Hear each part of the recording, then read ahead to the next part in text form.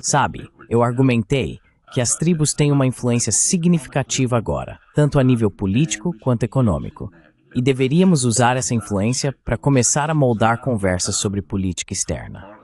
Com as mudanças significativas às quais você meio que aludiu, e as mudanças geopolíticas em andamento, que são profundas, deveríamos começar a nos engajar nessas conversas e moldá-las.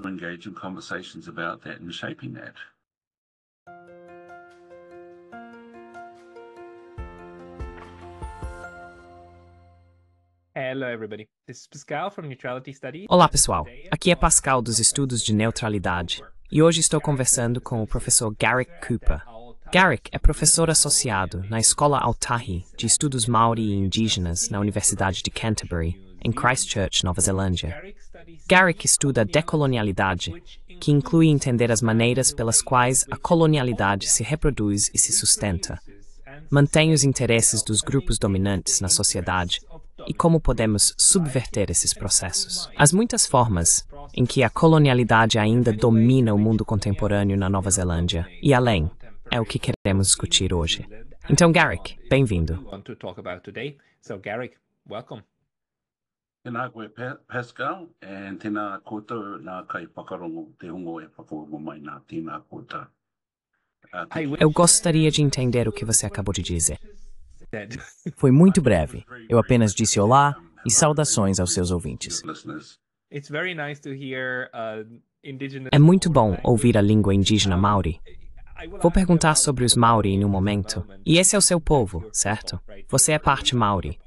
Gostaria de começar com seus estudos, como eu te apresentei, porque os termos colonialidade e decolonialidade eram novos para mim, até que, por sorte, encontrei você.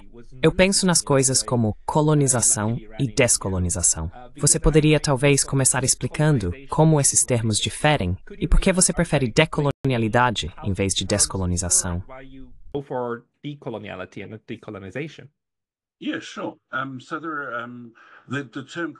Claro, então os termos colonialidade e decolonialidade realmente surgiram de um conjunto de trabalhos de alguns estudiosos caribenhos e latino-americanos no início dos anos 2000.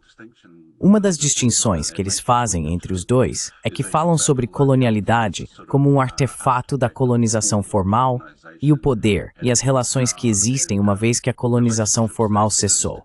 Às vezes os colonizadores vão embora, às vezes não. Mas certamente, o conjunto de relações que foram estabelecidas nesse período colonial formal se mantém. Então, colonialidade é realmente dar um nome ao conjunto contínuo de relações estabelecidas nesse período colonial formal. Os estudiosos decoloniais, ou estudiosos da decolonialidade, também falam sobre, em particular, Nelson Maldonado Torres, que discute 4 componentes da colonialidade, e um deles é o essabelecimento de uma hierarquia racial. One was the establishment of a racial hierarchy. These things will be quite familiar to your listeners, I'm guessing. Essas coisas serão bastante familiares para seus ouvintes, estou supondo. O estabelecimento de uma hierarquia racial, o estabelecimento de estados-nação, o controle do trabalho e o controle do conhecimento.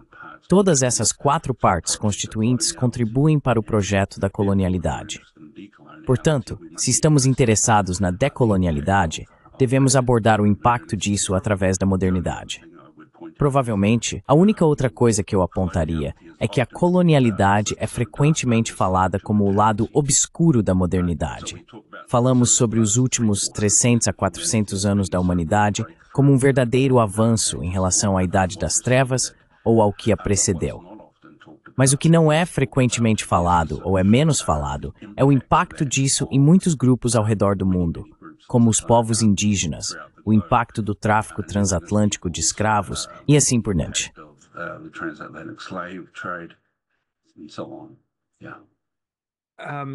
Sim. Você pode nos dar alguns exemplos e, por favor, usar a Nova Zelândia? Quero dizer, os desafios ou problemas que os Maori estão enfrentando na Nova Zelândia de 2024, que mostram como a colonização, mesmo que tenha terminado, a colonialidade continua. Yeah, sure. So, Claro, então no momento temos uma série de políticas muito interessantes, para dizer o mínimo. Temos um governo conservador que entrou com uma agenda bastante radical, promovendo várias políticas anti-Maori. Mas antes disso, e podemos falar sobre isso mais tarde, mas antes disso, e desde a década de 50, os Maoris se mudaram de áreas predominantemente rurais para localidades urbanas. E desde então, especialmente, você viu o tipo de impacto do sistema educacional, do sistema de assistência social e do sistema de justiça sobre os Maori. Então hoje, cerca de 18-19% da população total. Today we're about 18-19% of the overall population. We're trending up. Estamos em ascensão, mas nos últimos 40 anos temos representado bem mais de 50% da população carcerária. As mulheres Maori, em particular, estão em torno de 60% da população carcerária. Desde a década de 1950, com a urbanização, temos sido uma grande parte da população carcerária, e isso não vai mudar rapidamente. Em termos de educação e mobilidade social, em Bontewethu é cupulagos mais intensa mão de obra após a urbanização. Durante as crises econômicas, nossa população é a primeira a ser afetada pelo impacto dessas crises.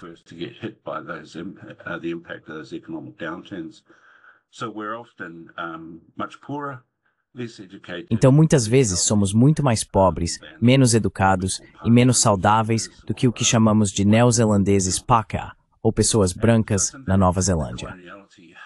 E é dessa forma que a colonialidade se sustentou. Mas provavelmente a única outra coisa que devo mencionar é que, você sabe, os europeus chegaram aqui de forma oficial em 1840 para assinar o tratado. No início do século XX, embora tivéssemos a maior parte das terras em 1840, uma grande porcentagem das terras havia sido alienada por meio de uma série de mecanismos diferentes, incluindo confiscações e diferentes mecanismos do Tribunal de Terras Nativas. E assim, no início do século XX, estávamos em grande parte sem terras.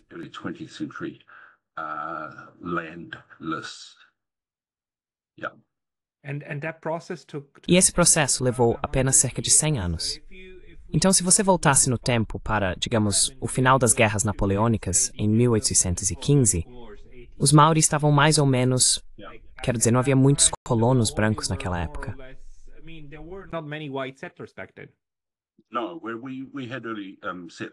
Não, tínhamos apenas colonos por volta do final dos anos 1700, mas eles eram realmente uma espécie de baleeiros, o que chamam de baleeiros e caçadores de focas, que vinham caçar baleias e focas e depois voltavam, com americanos aqui nesse período, e britânicos, claro, e outros. Mas não foi até as décadas de 1820 e 1830 que houve um aumento de europeus. Mesmo em 1840, ainda havia apenas cerca de 2.000 europeus aqui.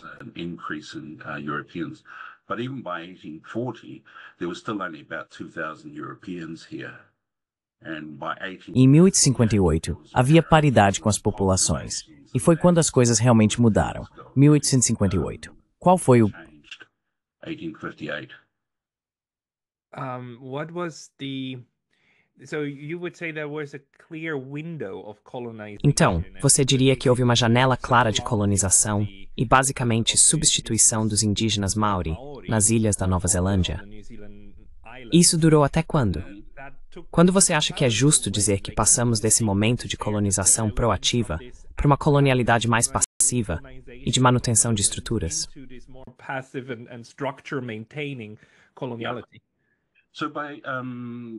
Então, em meados da década de 1850, eu acho, eles estabeleceram o primeiro parlamento da Nova Zelândia e começaram a formar um governo organizado. E isso foi em resposta ao aumento do número de europeus ou Pākehā chegando. Isso é tudo estruturas de cara de colonos brancos, eu suponho. Acho que eles não pediram aos Maori para que juntarem, certo?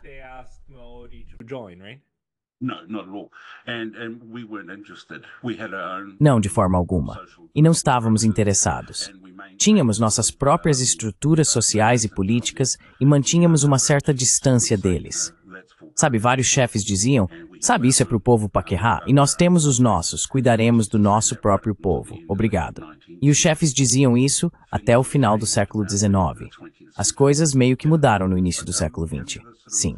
Mas a única outra coisa que quero destacar é que entre cerca de 1845 até o início da década de 1870, houve uma série de guerras basicamente por toda a Ilha Norte, do topo da Ilha Norte até o topo da Ilha Sul. Uma série de confrontos com o exército britânico. E os franceses também estavam aqui.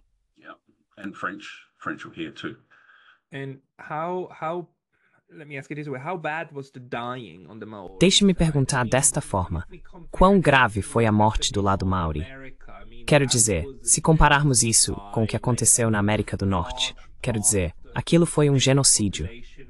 Quero dizer, grandes partes da população nativa foram erradicadas. Algumas pessoas dizem, eles apenas morreram de varíola, e você sabe, foi a doença que os levou. Mas no final das contas, não importa o que matou as pessoas. É apenas o fato de que, muitas pessoas morreram. Como foi essa experiência na Nova Zelândia? Houve grandes ondas de pessoas morrendo?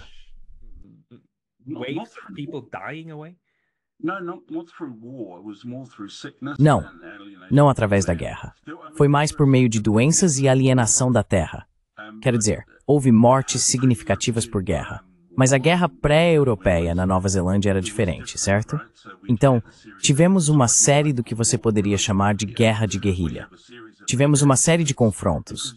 E como não se podia arcar com grandes perdas, assim que havia um confronto e você via o tipo de trajetória geral do confronto, pensava, ok, vamos recuar agora porque não está parecendo bom, ou você continuava e o outro grupo recuava. Então continuamos com esse tipo de abordagem para batalhas com europeus. Não ficaríamos por perto para sermos massacrados. E assim, nas guerras de Waikato, por exemplo, construiríamos o que chamamos de pá de combate, ou fortificações de combate.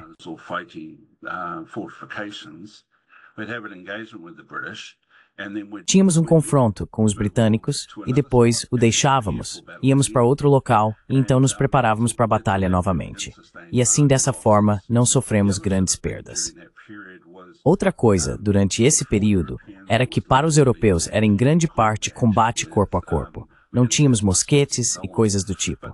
Mas os mosquetes e a guerra de canhões realmente mudaram a natureza dos confrontos, Corm. E assim, tivemos que desenvolver novas técnicas e estratégias para contrabalançar isso. Eles desenvolveram túneis e trincheiras, que basicamente protegiam um grande número de guerreiros durante o bombardeio. Muitas vezes, os europeus achavam que tinham bombardeado tanto que todos os Maori estavam mortos. E então invadiam a fortificação, apenas para descobrir que todos os Maori estavam muito bem, na verdade, e então contra-atacavam e matavam um grande número de europeus no processo.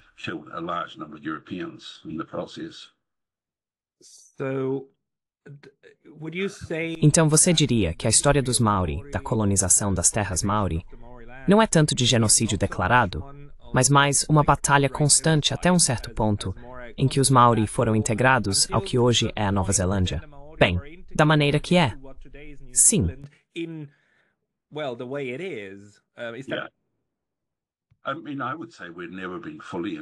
Quero dizer, eu diria que nunca fomos totalmente integrados de muitas maneiras. E mesmo hoje, sabe, a maioria das pessoas nos consideraria totalmente integrados.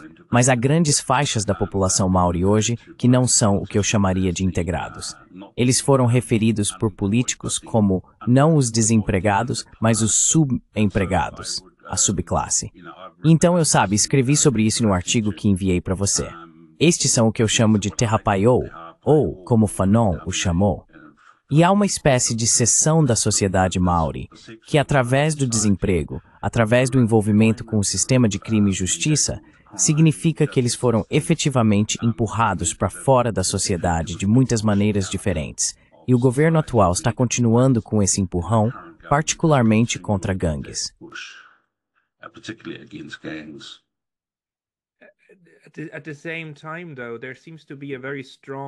Ao mesmo tempo, porém, parece haver uma consciência muito forte na Nova Zelândia de hoje, também entre os filhos e netos dos colonos, dos europeus brancos, de que esta é a terra dos Maori.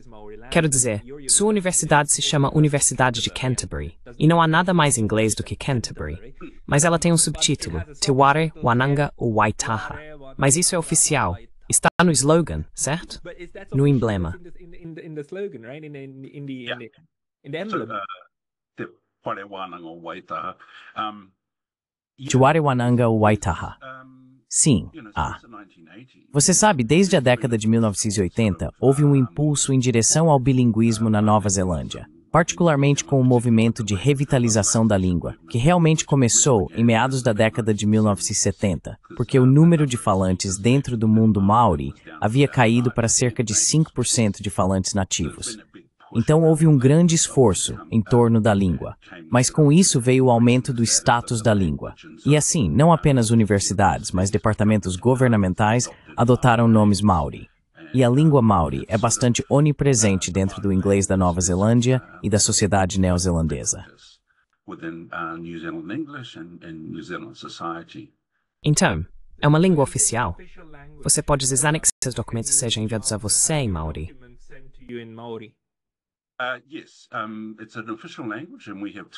Sim, é uma língua oficial, e temos duas línguas oficiais, Te Reo Maori e a língua de sinais.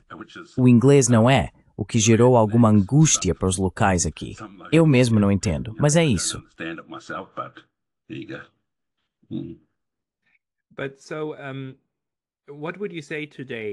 Mas o que você diria hoje, apesar dos resquícios de colonialidade que ainda estão claramente presentes, sobre a paz social na Nova Zelândia e todas as amizades, laços e casamentos interraciais, dos quais acredito que você também seja um exemplo?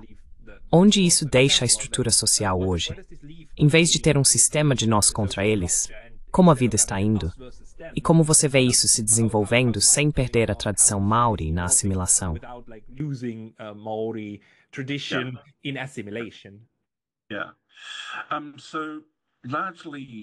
Sim. Então, em grande parte, tivemos sucesso apesar do tipo de minar da linguagem, costumes e conhecimento através do sistema educacional e das estruturas do Estado. Tivemos sucesso em manter isso, especialmente nas últimas 2 ou 3 gerações de jovens Maori. Houve o que chamamos de renascimento. Nesse sentido, ficou mais forte desde os anos 1080. Acho que é por isso que estamos recebendo resistência do governo hoje. Então, tivemos sucesso nisso. Há, com certeza, muita integração. Um dos nossos estudiosos mais conhecidos da última geração, um cara com quem estudei um pouco, o professor Handinui Walker, que já faleceu, disse que a colonização se resolve nos quartos. É através dos casamentos interraciais que você resiste, de certa forma, à colonização. Sim.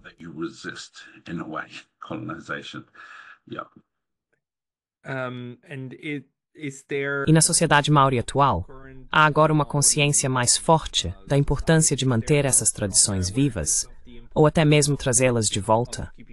E como está a língua? Quer dizer, está crescendo novamente.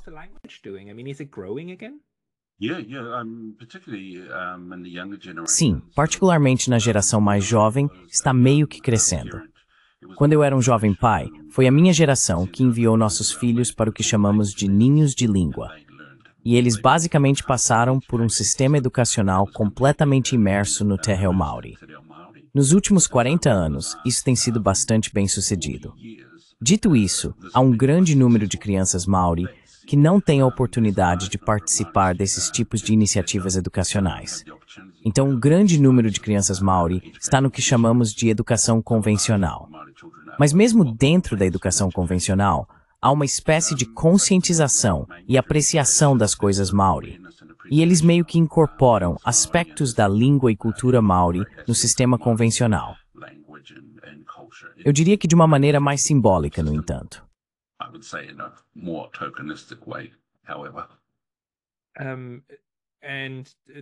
Sim. E o processo de decolonialidade, bem, o processo de reverter essas estruturas, o que está acontecendo atualmente, que os Maori estão fazendo para, você sabe, sem perturbar o país, ou sem perturbar a atual, digamos assim, a paz social. Como realizar o processo de decolonização?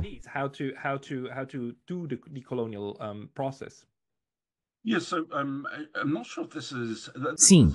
Então não tenho certeza se isso é uma ajuda para a descolonização e a decolonialidade, Mas nos últimos 30 a 40 anos, temos nos envolvido em um processo de reparações. Em 1975, estabelecemos a Lei do Tribunal de Waitangi. Assinamos um tratado com os europeus em 1840. Depois que foi assinado, foi amplamente ignorado por cerca de 100 anos. Em 1975, foi estabelecida uma lei para dizer que, na verdade, a coroa deveria honrar o tratado e começar a observá-lo. Mas não foi até meados da década de 1980, por volta de 1983 ou 1984, que o tribunal foi autorizado a examinar transgressões históricas.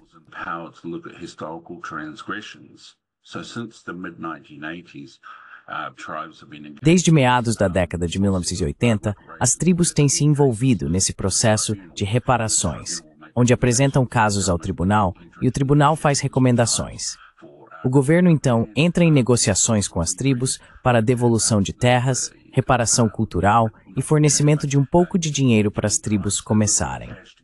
Na década de 1990, a primeira série dessas reivindicações foi realmente resolvida. Várias tribos se tornaram bastante ricas. Ademais, we get mai in Nitub or Snipsu. Elas são entidades particularmente ricas. They're particularly wealthy entities. I think between them, anywhere. Acho que entre eles, em qualquer lugar, por favor, não me cite nisso, mas acho que eles compartilham ativos de até cerca de 6 a 7 bilhões de dólares. Então eles são significativos. As tribos na Ilha Sul, aqui em Aitahu, são muito poderosas, como resultado de gastos financeiros prudentes, investimentos e oportunidades econômicas, mas também através do processo de reparações. Então, é dessa forma que as tribos conseguiram meio que se restabelecer economicamente e começar a influenciar a política governamental. Temos relações com as tribos, e elas têm relações com o governo em diferentes níveis, onde começam a influenciar a política através da formalização do relacionamento com as diferentes tribos.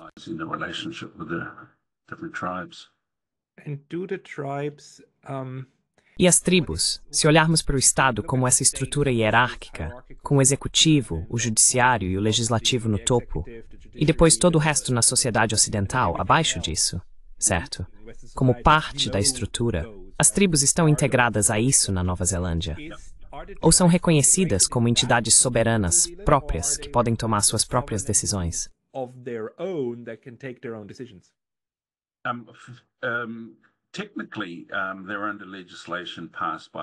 Tecnicamente, eles estão sob a legislação aprovada pelo parlamento. Portanto, existem atos estabelecidos para a criação de entidades tribais que recebem as reparações e estabelecem essas entidades.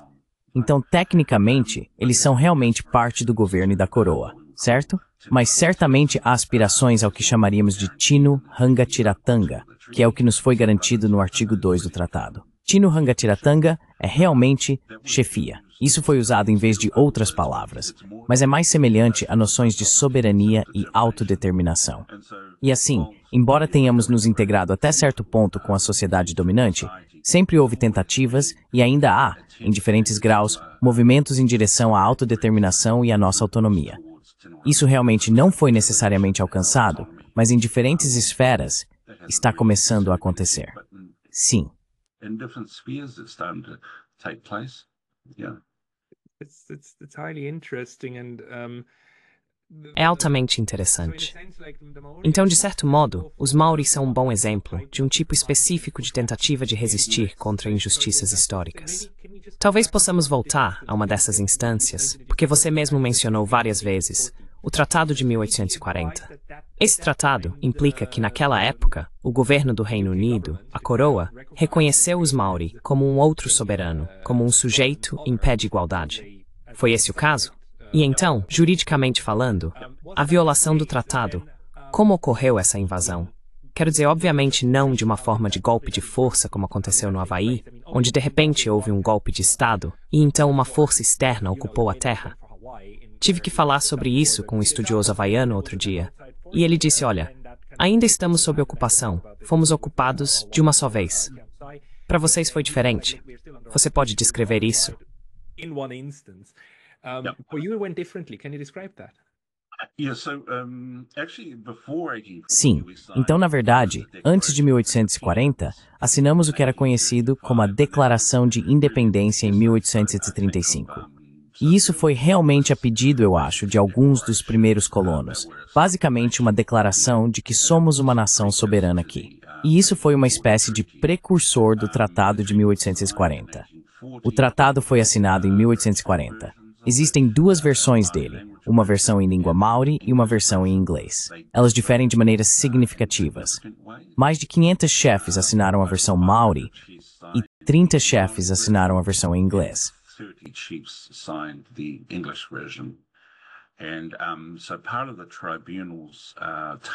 E assim, parte da tarefa do tribunal tem sido trabalhar e reconciliar as diferenças entre as duas versões. Mas claramente, na versão maori do tratado, a soberania foi reconhecida e a coroa assumiu a responsabilidade de garantir que isso fosse mantido. Você tem que entender que em 1840, como eu disse, havia apenas 2.000 europeus aqui e havia cerca de 5.000 ou mais maori. Não estávamos sob a ameaça dos europeus. Não havia necessidade real de assinar um tratado com eles. Eles não iam invadir, não tinham capacidade para isso. A razão pela qual assinamos o tratado é que queríamos manter o comércio com os europeus.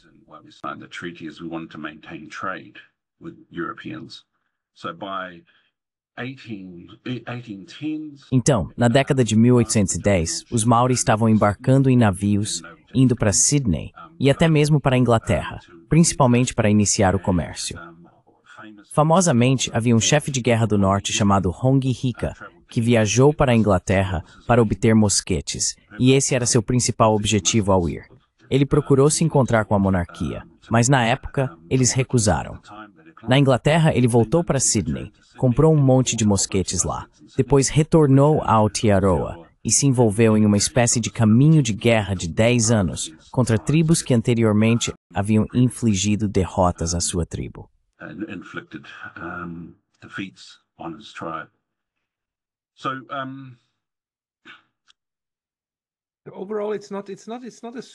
No geral, não é uma história de... na verdade, não é um daqueles momentos em que os europeus chegaram e simplesmente disseram, esta é nossa terra, terra nullius, como fizeram em outros lugares. É mais, está tão longe que, de certa forma, mesmo os europeus não tinham a ideia de vamos lá e tomá-la. É mais como, vamos fazer o que pudermos. E então isso cresceu organicamente no que se tornou.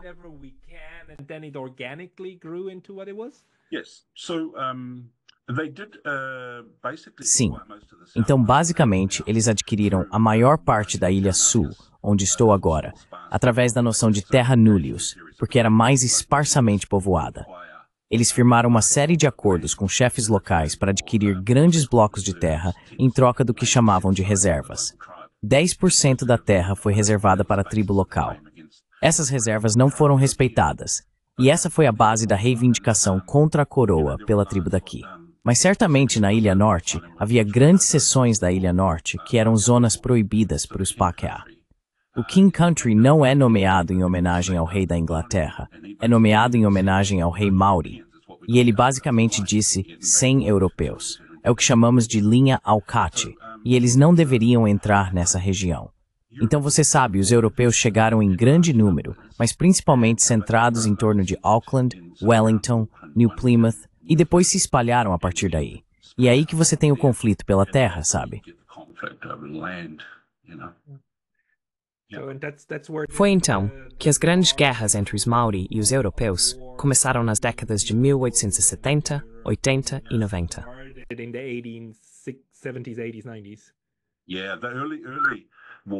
Sim, as primeiras guerras na década de 1840 no norte foram realmente em torno de desentendimentos entre relações estabelecidas entre alguns chefes e os europeus, e foi realmente uma disputa sobre comércio. Mas as guerras posteriores, das décadas de 1850 e 1860, foram realmente sobre terra e invasão de terras Maori.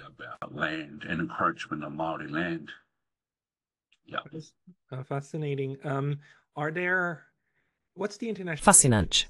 Como é o nível das relações internacionais, as interações entre os Maori e outras nações, outros estados, com os chineses, os americanos, não sei, o Havaí e outras ilhas do Pacífico?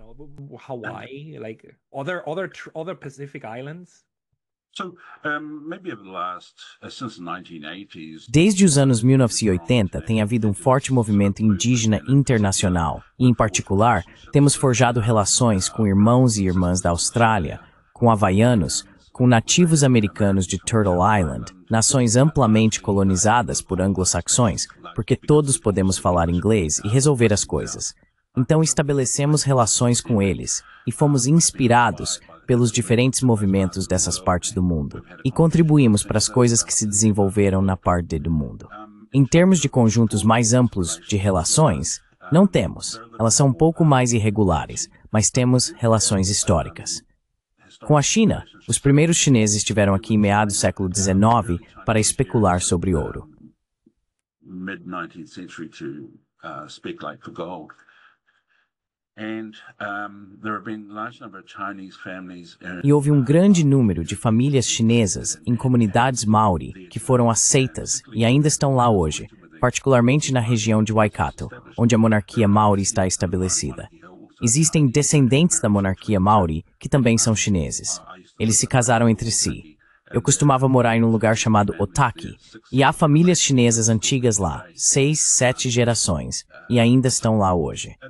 Então há relações com diferentes grupos de pessoas. Outro ponto a destacar é a relação com o imperador japonês, que nunca mencionamos quando nos encontramos. Mas um dos curandeiros daqui foi enviado. Esta é a nossa história. Não tenho certeza de como é contada no Japão. Ele era um curandeiro conhecido e líder de um movimento religioso aqui.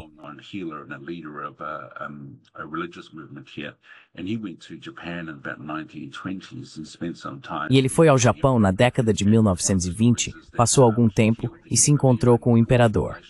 Uma das histórias é que ele curou o imperador e forjou um relacionamento com o imperador japonês. Mais tarde, houve relacionamentos mais recentes. Em Aitahu aqui, o líder que foi realmente o precursor da tentativa de reparações e de estabelecer a burocracia tribal, Tatipeni O'Regan, teve um relacionamento com um rico empresário japonês.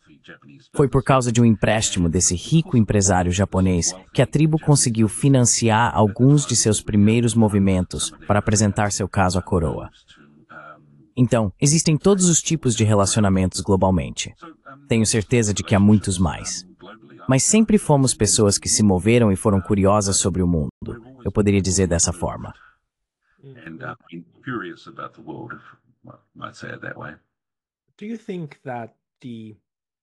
Você acha que a população Maori e sua experiência de colonização e colonialidade agora, não apenas entre os Maori, mas também entre a população branca, os descendentes europeus, impactarão a forma como a Nova Zelândia, como Estado, conduzirá sua política externa?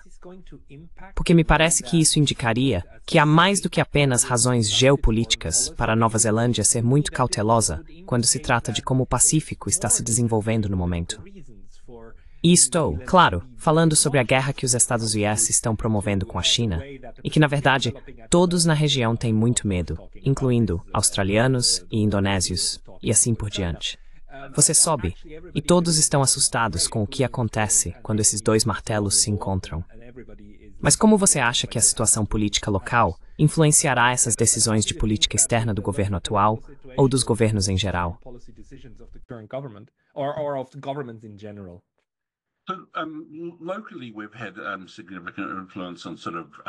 Localmente, tivemos uma influência significativa na vida política, na vida econômica e internamente. A influência Maori é bastante ubíqua. Mas em termos de política externa, é uma história diferente. Acho que a política externa da Nova Zelândia é amplamente determinada por relações históricas com os tipos de impérios, primeiramente da Grã-Bretanha, mas por padrão com os Dausmas.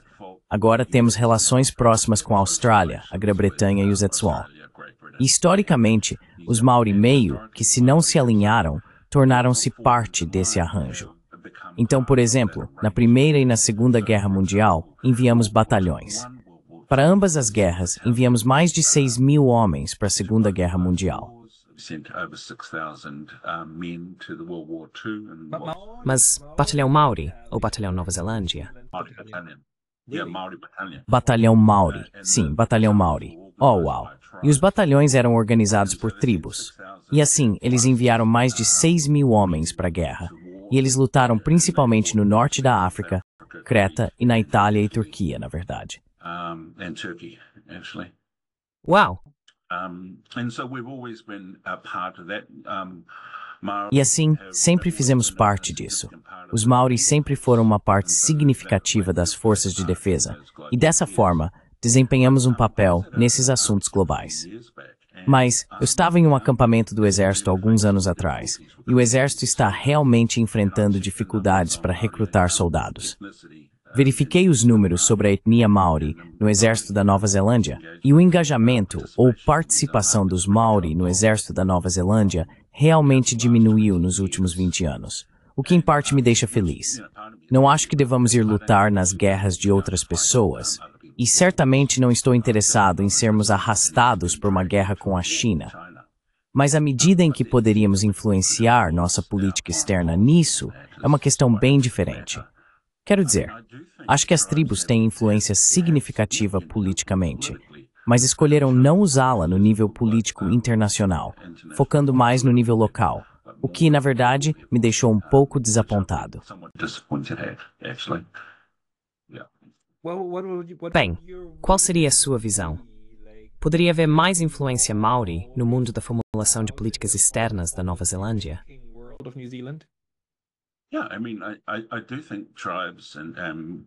Sim, quero dizer, acho que as tribos têm uma influência significativa agora, tanto a nível político quanto econômico, e devemos usar essa influência para começar a moldar conversas sobre política externa.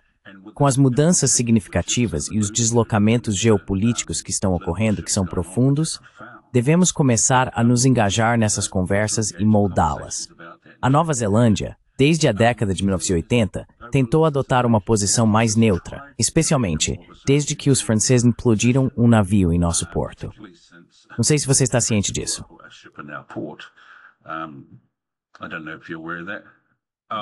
Qual foi aquele incidente? O caso do Rainbow Warrior envolveu um navio do Greenpeace. Os franceses enviaram algum.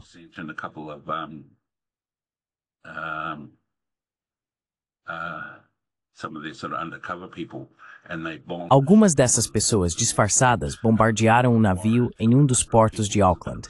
O incidente do Rainbow Warrior matou várias pessoas. Foi um pouco de escândalo. Nós os encontramos, os colocamos na prisão, mas houve um acordo feito mais tarde, e eles foram devolvidos à França. Desde a década de 1980, com o impacto da guerra nuclear, a Nova Zelândia tem tentado seguir um caminho mais neutro. Dissemos aos americanos que não aceitaremos seus submarinos ou navios nucleares em nossos portos. Isso foi um pequeno obstáculo no relacionamento, mas acho que eles se acostumaram com isso.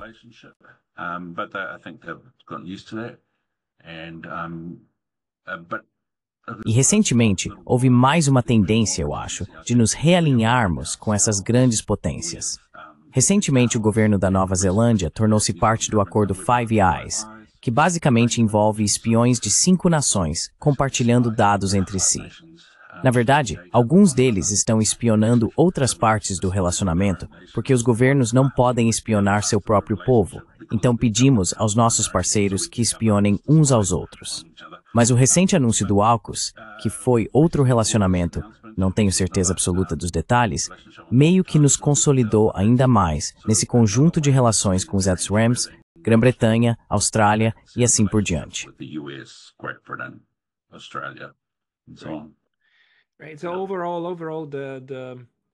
Certo. Então, no geral, o posicionamento da Nova Zelândia é bastante claro. E o fator Maori nesse sentido não é um fator de oposição, pelo que entendo.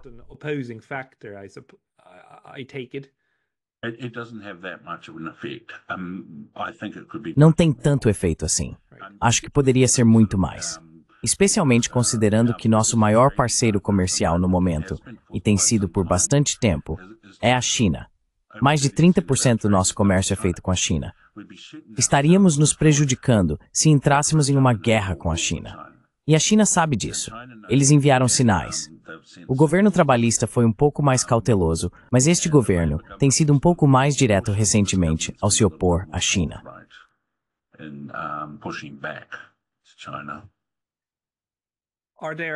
Há pressões dos Estados Unidos para que a Nova Zelândia imponha tarifas à China e assim por diante.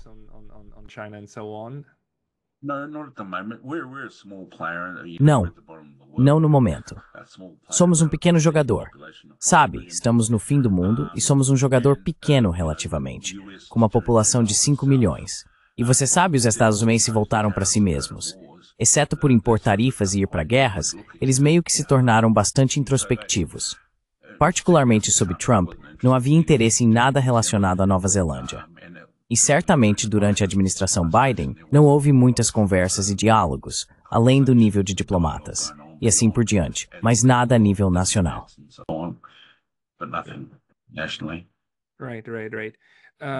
Certo. Acho isso bastante interessante também, porque, você sabe, eu te disse quando nos encontramos aqui em Tóquio há um tempo, há essa ideia entre os europeus e os americanos também, de que a colonização é um mal do passado. É algo como o feudalismo. Sabemos que não foi bom, sabemos que houve pessoas que sofreram, mas já acabou há muito tempo. E, portanto, não tem impacto hoje. Enquanto que, se você inverter a situação e perguntar aos nativos dessas terras, seja na África, na Ásia, nas Américas, na Austrália ou na Nova Zelândia, eles dizem, não, é uma história completamente diferente. E claro, continua. E você até tem uma palavra para isso, como colonialidade, certo?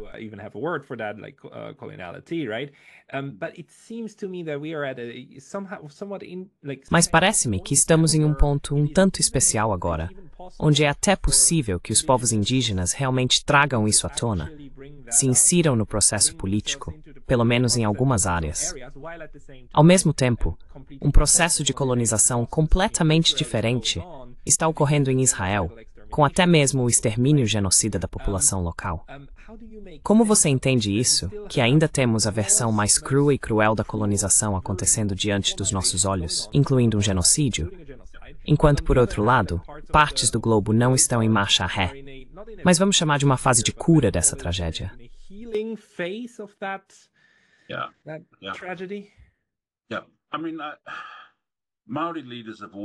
Sim, quero dizer, os líderes Maori sempre foram desconfiados dos líderes Pākehā.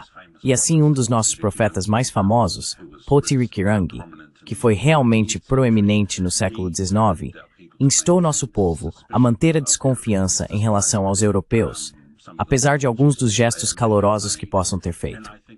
E acho que é realmente importante manter uma dose saudável de desconfiança em relação a esses tipos de relacionamentos. No final das contas, esses são arranjos políticos, quaisquer concessões que sejam feitas, e não são necessariamente por causa da boa vontade ou do tipo de coração puro do outro lado. Os ganhos que fizemos são resultado de protestos significativos, resistência e pressão sobre o governo, além de alavancar movimentos internacionais.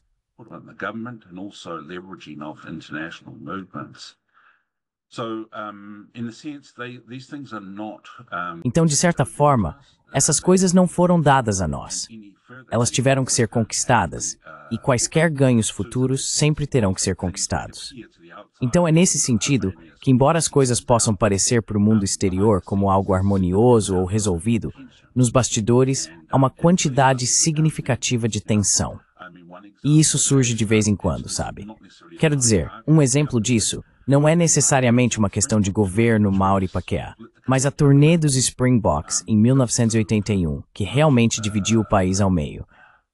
Houve o maior nível de violência e protesto que vimos em muito tempo em 1981 em apoio ao movimento anti-apartheid de Nelson Mandela.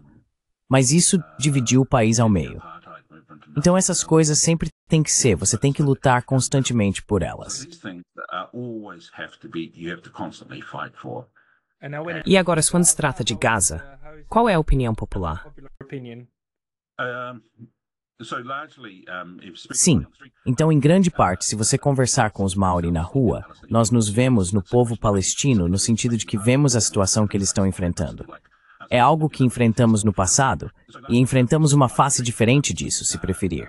Então, há uma quantidade significativa de empatia e apoio aos palestinos. O modelo para os povos indígenas em todo o mundo. Sim. Foi louco.